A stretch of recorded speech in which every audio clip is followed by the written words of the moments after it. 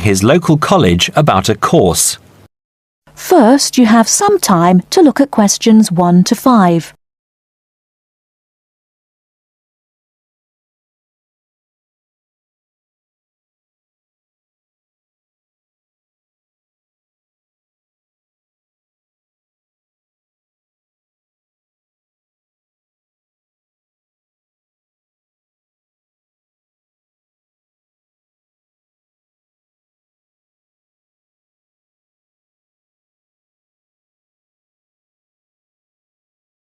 Now listen carefully and answer questions 1 to 5.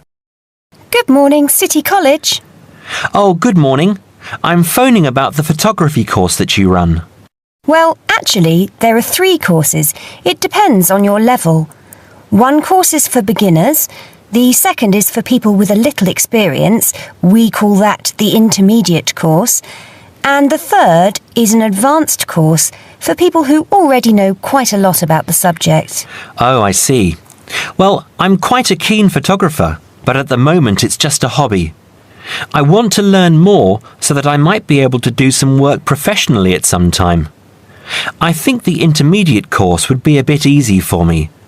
Perhaps the advanced course would be best. When does it start? The advanced course starts on September the 18th. OK, just let me note that down. The 18th of September. And how long does the course run for? It's a 12-week course, but there's a week off in the middle for half-term. So you do 12 lessons over 13 weeks. So, what's the date that the course finishes? It finishes on the 14th of December. The 14th. OK. That's quite near Christmas, isn't it? Before you hear the rest of the conversation, you have some time to look at questions 6 to 10.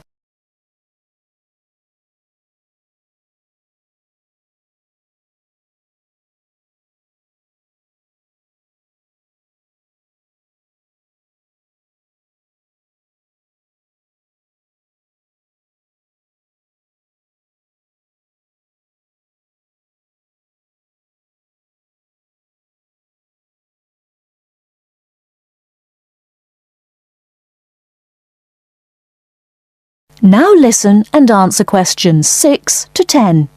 Can you tell me how much the course costs? Yes, it's £96. 96? That's not too bad. That's paid in advance, and I'm afraid there's no refund if for any reason you can't complete the course. Yes, of course, that's fair. How many people are there usually in the class? I've heard the groups are quite small. Well, we can't say for sure, but there are usually between 6 and 10 people in a group. On the last advanced course, there were 7 participants. Oh, good. That sounds perfect. Can I enrol for the course now, on the phone? Yes, of course. I'll take your details now, and you can pay by card now or send us a cheque if you prefer. So, first of all, what's your name? It's Graham Merton. That's M-E-R-T-O-N. And your address? Flat 3, 109 Chelsea Court. That's in Oxford. OK. And how old are you? We like to know more or less the age of each group. I'm 28. OK, Graham. We'll send confirmation and some course information in the post. Now, how would you like to pay?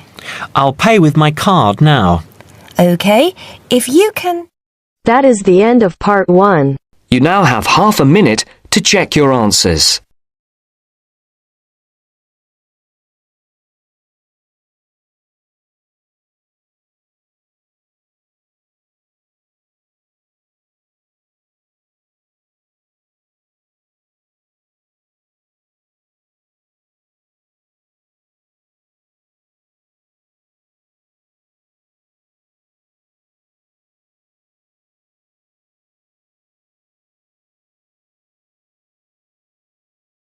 Now turns to part 2.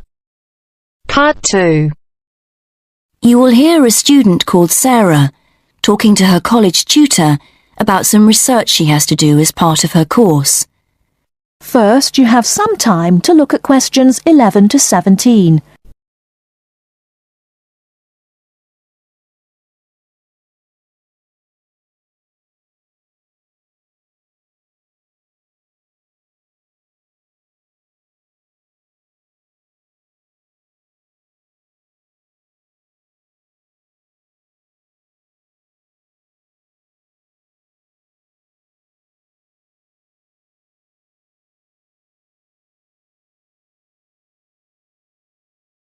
Now, listen carefully and answer questions 11 to 17.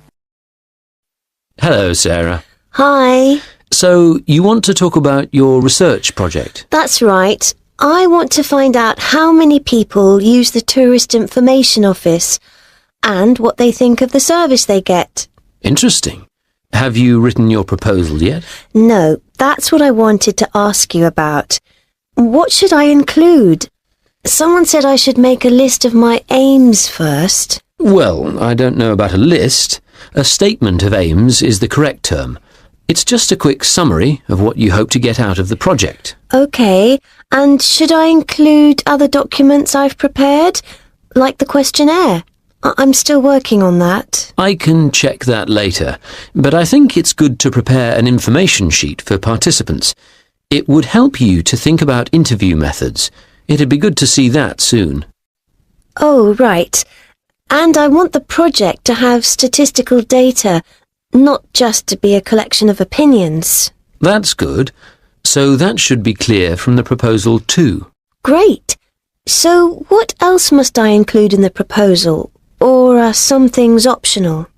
OK, some things that people normally put in a research proposal don't really apply to you, like any costs involved.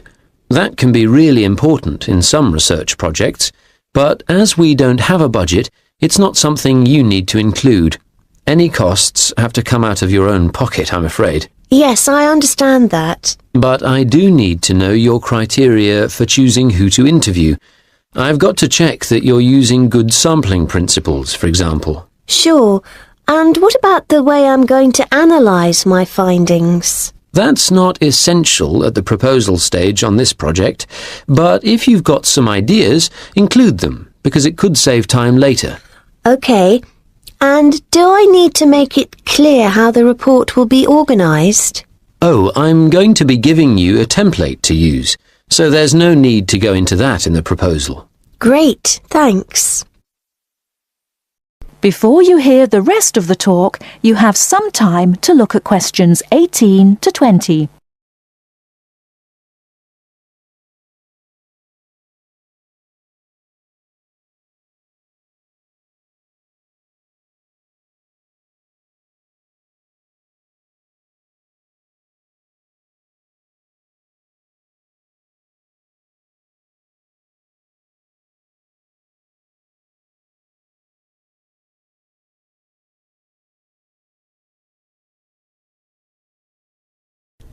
Now listen and answer questions 18 to 20. Actually, another thing we could discuss now is making sound recordings of interviews. Oh, right. Do I have to record them all? I could try to get as many as possible, but it'd be rather expensive. Yes, don't worry. You only need a few chosen randomly just to give an idea of how the interviews are going. You can send one in each time you update me on your progress. OK. How often should I do that? I haven't done a timetable for the interviews yet, but they'll be spread over 3 or 4 weeks, with about 200 in total. I reckon on doing 20 a day. Let me know how you're getting on at the end of each day's interviewing then, whether you've had any problems or not. It can be a lonely job. Thanks. I appreciate that. And what about the confidentiality of participants? Because that can cause problems. Well, I'm getting them to sign a consent form. It says that I'll only use the information for my research, that I won't pass it on to anyone else. But that's the only promise I'm making.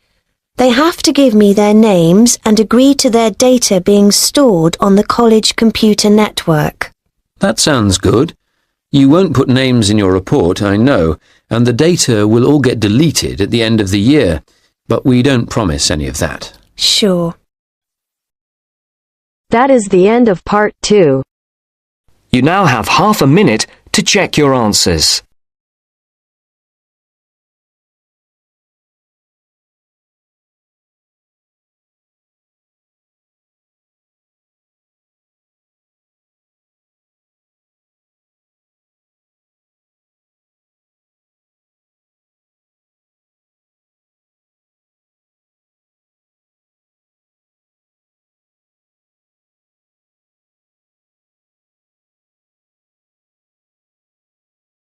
Now turns to part 3. Part 3. You will hear two students and their tutor discussing a wildlife presentation. First, you will have some time to look at questions 21 to 26.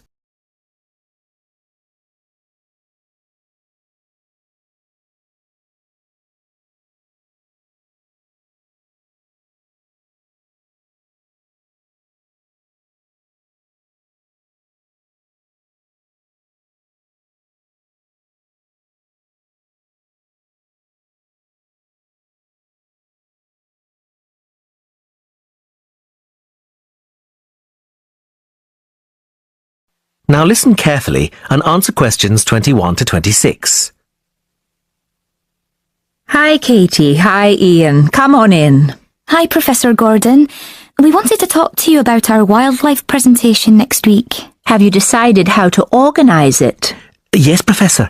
At first, we were going to focus on the cat family, but then we decided to talk about nocturnal animals instead. Yes, good idea. And how is your planning going? It's going well. We think we have enough material for 20 minutes. The advantage is that there are so many visual aids we can use. We found lots on the internet which we think will be really interesting for people. The problem is that this topic has been hard to narrow down. If anything, we've got too much information for just 20 minutes. How do you think we could narrow it down further? It is a broad subject. There are a few ways you could do it, but I'd recommend just looking at a representative sample of nocturnal animals, just 4 or 5. Yes, and maybe we could choose one animal from each continent, or a land creature, a marine creature, and a winged animal. I like the idea of separating it by different types of animals, and if we limit the detail, we'll definitely have enough time. But don't limit the detail too much. Also, think how you're going to interest the audience. Well, we're going to have a picture for each animal so we can talk through the picture.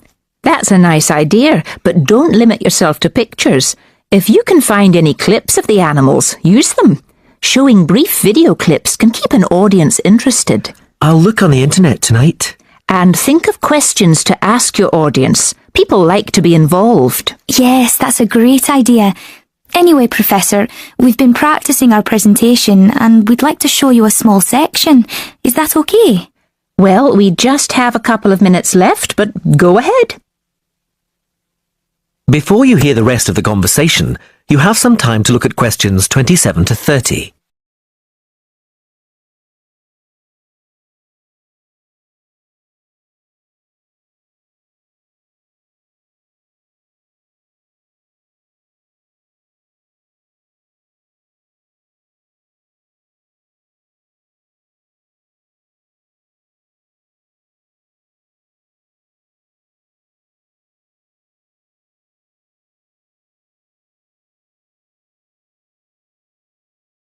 Now listen and answer questions 27 to 30.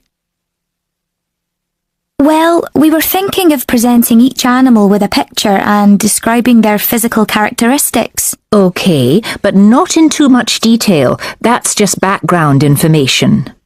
We'll start with the jaguar.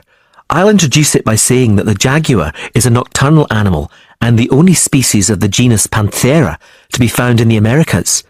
Like any cat, it has whiskers and it can move quickly. Its spine has great movement, meaning a jaguar can take long strides, sometimes up to 5.5 meters.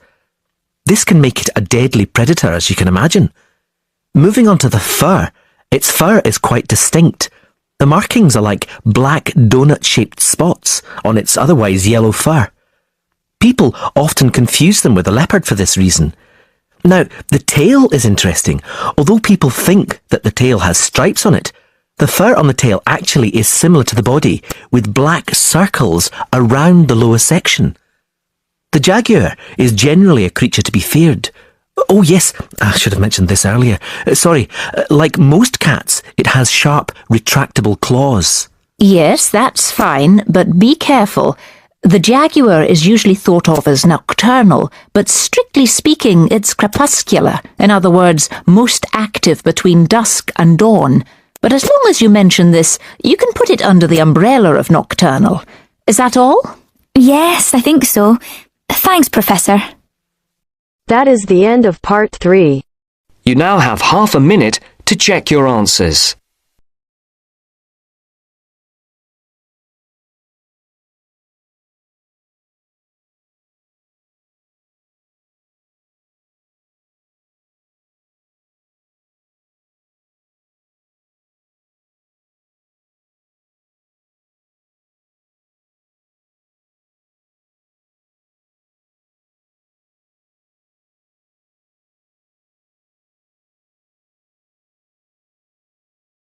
Now turns to part 4.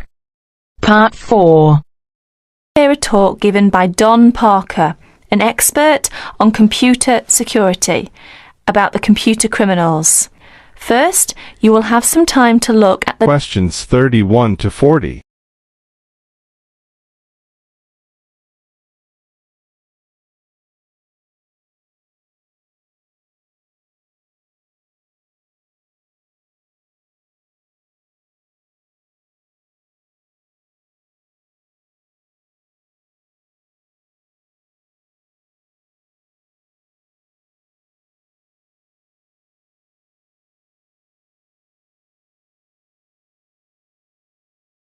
Now listen to the talk. And answer questions 31 to 40. Hi there. As an expert on computer security, my job is to oversee and analyze the phenomenon in computer users.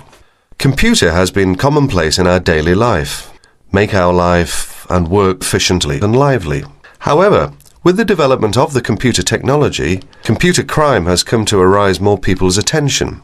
Now, in respect of this topic, I will present some of my view and studies. What kinds of people are perpetrating most of the information technology crime? According to my research, over 80% may be employees. The rest are outside users, hackers and crackers and professional criminals. It is amazing that employees amount for this large portion. Let us see them in detail. Employees. Employees are those with the skills, the knowledge, and the access to do bad things. Dishonest or disgruntled employees pose a far greater problem than most people have realized. To most supervisors and some experts, they worry that dishonest employees or outsiders can more easily intercept communications or steal company trade secrets. Workers may use information technology for personal profit or steal hardware or information to sell. They may also use it to seek revenge for real or imagined wrongs, such as being passed over for promotion.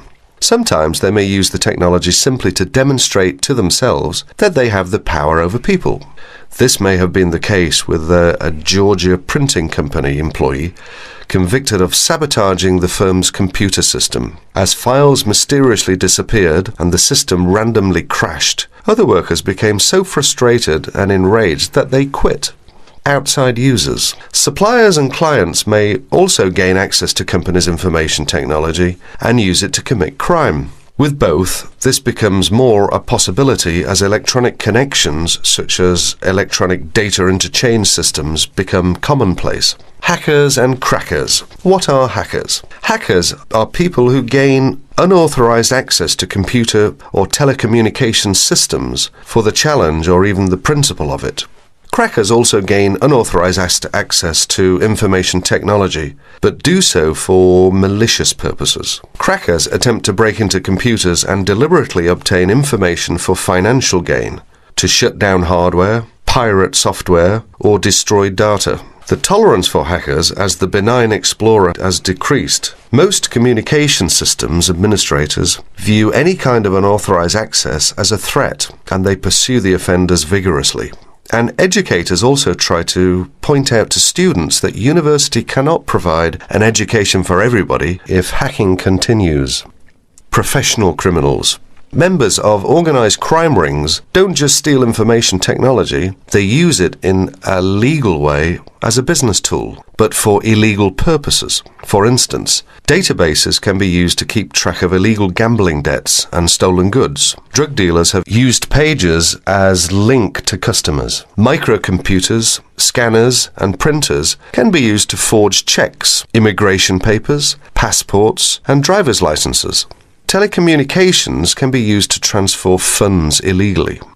As information technology crime has become more sophisticated, in 1988, after the last widespread internet break-in, the US Department created the Computer Emergency Response Team, or CERT. Although it has no power to arrest or prosecute, CERT provides round-the-clock international information and security-related support services to users of the internet. Whenever it gets a report of an electronic snooper, whether on the internet or on a corporate email system, CERT stands ready to lend assistance. It counsels the party under attack, helps them thwart the intruder, and evaluates the system afterwards to protect against future break-ins.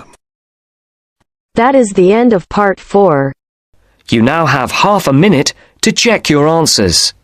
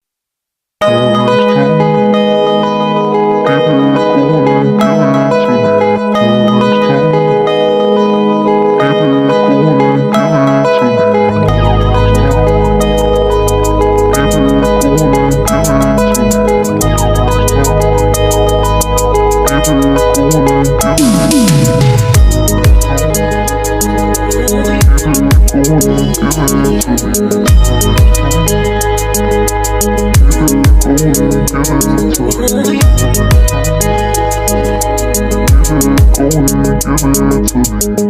me.